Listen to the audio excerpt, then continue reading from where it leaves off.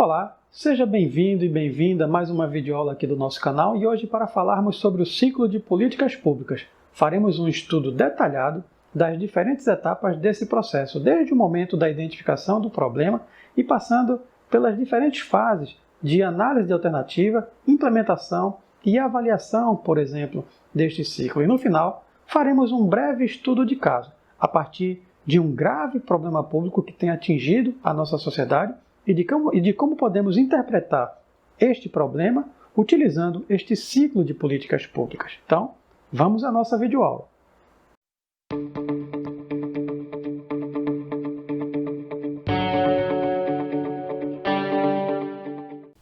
A gestão de políticas públicas pode ser elaborada através de esquemas de visualização conhecido como ciclo de políticas públicas, que inicia com a identificação do problema e passa pela formação de uma agenda, formulação de alternativas, tomada de decisão, implementação, avaliação, até a extinção da política pública.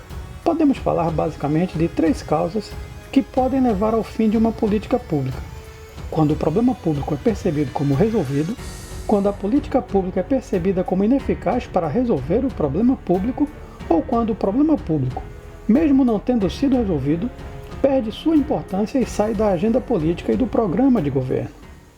Falamos aqui rapidamente sobre algumas causas que podem levar ao fim de uma política pública e agora iremos analisar em detalhes as diferentes etapas deste ciclo. Mas antes, precisamos levar em consideração alguns aspectos. Primeiro, o fato de que a política pública deve ser vista como um processo contínuo de decisões e procedimentos em um ciclo de retroalimentação ao longo de um processo interativo e movido pela dinâmica das relações entre o Estado, a sociedade e o mercado. E por isso, este ciclo não pode ser visto como um esquema rígido e linear obedecendo a uma ordem cronológica, mas serve apenas como um marco referencial de análise. E em segundo lugar, iremos levar em consideração a importância de se analisar as políticas públicas dentro deste ciclo com participação social, ou seja, a importância de se levar em consideração a participação popular em um processo de gestão democrática e social. Nós já tivemos a oportunidade de falar sobre este ciclo no estudo que nós fizemos sobre políticas públicas aqui no nosso canal, que inclusive eu vou deixar o link aqui nos cards deste vídeo para você acessar numa outra oportunidade. Só que neste primeiro estudo nós falamos de uma maneira geral e aqui nós iremos analisar este ciclo em detalhes. E vamos começar pelo problema. Identificar um problema público não é uma tarefa difícil.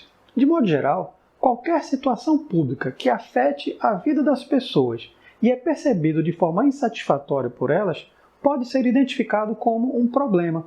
Questões de saúde pública, por exemplo, que no momento atual tem servido como um grande desafio para gestores e administradores, questões ambientais, vulnerabilidade social, violência, corrupção, enfim, são muitos os problemas públicos e que nós esperamos que nossos gestores deem uma resposta satisfatória para a sociedade.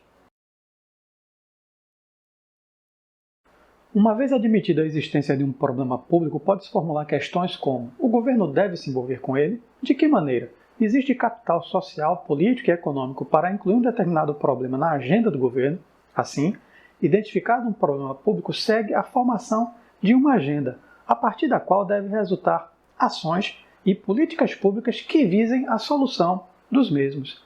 Essas ações devem ser previstas através de uma agenda que pode ser, por exemplo, o próprio programa do governo. A montagem de um programa de governo deve partir da constatação de determinados problemas públicos e, a partir de então, incluí-los na pauta das preocupações da gestão pública.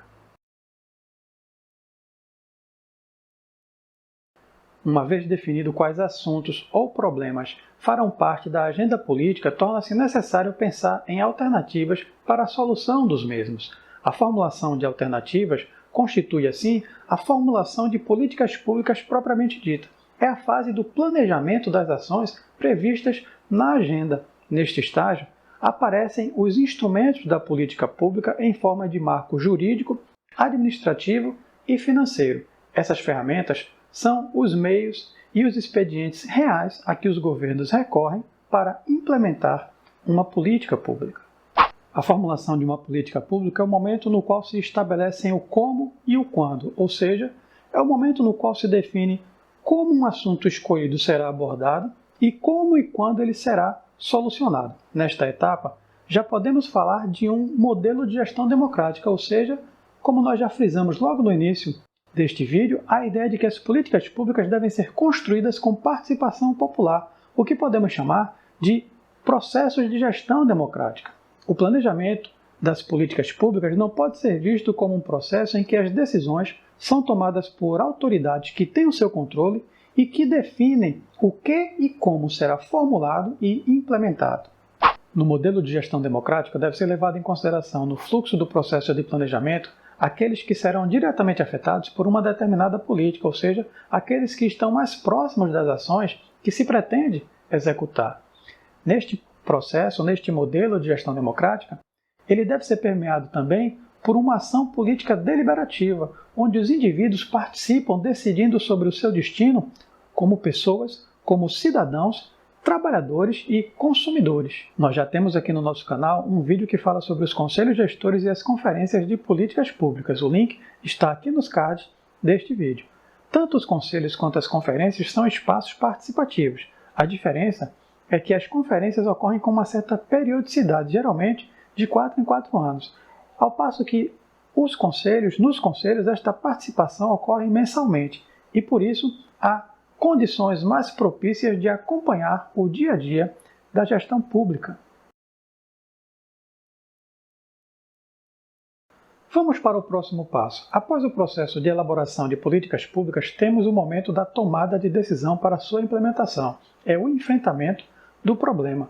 O estudo do problema e das alternativas deve conduzir à tomada de decisão, ou seja, à resposta que os atores políticos assumem mediante a busca de alternativas para solucionar um problema público.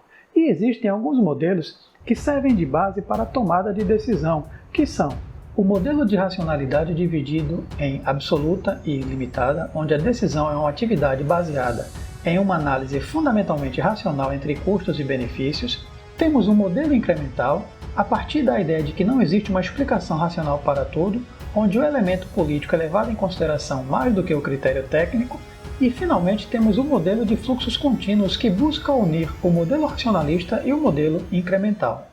Vamos falar um pouco mais sobre estes modelos. No caso do modelo racionalista, a partir da análise custo-benefício, procura-se encontrar ou a melhor resposta possível, que é o caso da racionalidade absoluta, ou a resposta que é a mais satisfatória, que não necessariamente será a melhor, que é o caso da racionalidade limitada. Já o modelo incremental define que a melhor decisão é aquela que assegura o melhor acordo entre os interesses envolvidos e, por isso, o critério político é mais importante que o critério técnico. E, finalmente, o modelo de fluxos contínuos avalia as melhores alternativas políticas, que é o caso do incrementalismo, e, em seguida, avalia qual das alternativas se enquadram em uma situação concreta onde a decisão deve ser tomada a partir de um rigor racionalista e não meramente político, o que faz com que este modelo procure unir os dois anteriores. A implementação é a efetivação da política pública, ou seja, o momento onde se materializam as decisões, onde se coloca em prática aquilo que foi pensado em teoria, transformando intenções políticas em ações concretas pela máquina burocrática de governo. Uma vez delimitada a política pública, com a decisão tomada, com os recursos disponíveis e o desenho institucional elaborado, os insumos transformam-se em ações. Existem dois tipos de processos de implementação: o modelo top-down, de cima para baixo, e o modelo bottom-up, de baixo para cima. O modelo top-down tem como pressuposto a ideia de hierarquia e, por isso, a responsabilidade de implementação de uma política pública é essencialmente daqueles que estão no comando do poder e da gestão, ou seja, de cima, top, para baixo, down, ou do centro para a periferia. Já o modelo bottom-up aponta numa direção exatamente oposta e, por isso, está mais próximo de um processo de gestão democrática, salientando a necessidade de implementação de uma política em um processo que vai de baixo para cima ou da periferia para o centro. Depois de colocar em prática uma determinada política pública, torna-se necessário avaliar os seus efeitos e em que medida as metas foram atingidas ou não. O processo de avaliação pode ser realizado, na verdade, antes, durante ou após a implementação de uma política pública. No caso em que esta avaliação é feita para analisar se os resultados foram atingidos ou não, a política pública pode ou permanecer do jeito que está, ou ser modificada quanto aos seus aspectos práticos e suas ações, ou então ser extinta pelas razões que nós já mencionamos logo no início deste vídeo. No momento da avaliação, podemos contar também com a participação efetiva dos membros da comunidade que serão afetados ou beneficiados com o programa ou o projeto, que então passam a ser não apenas fonte de informação, mas também membros avaliadores no que podemos chamar de uma avaliação pública ou participativa.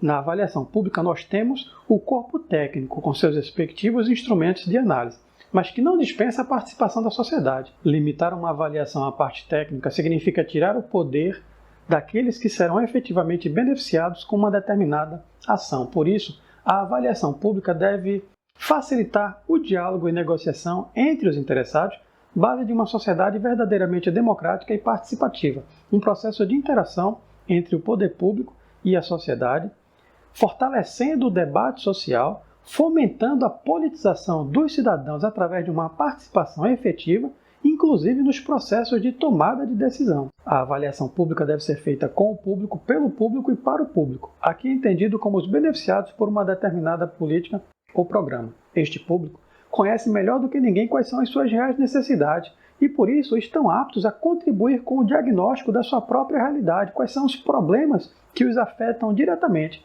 Por isso, a sua participação deve ocorrer ao longo de todo esse processo, inclusive como avaliadores da política, tornando-se assim sujeitos autônomos e autores da sua própria história.